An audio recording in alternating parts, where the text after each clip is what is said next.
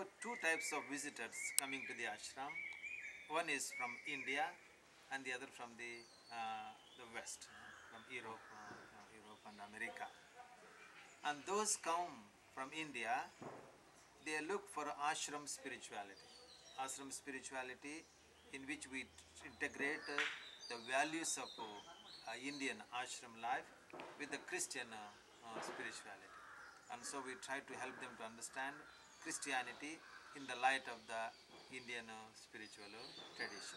So we have the lay people from the Christian community and the Catholic community, and then we have the religious, the novices, the postulants, the simple professed sisters and final professed sisters, they come, and then we have seminarians, brothers, and then the priests who come to do their retreat here.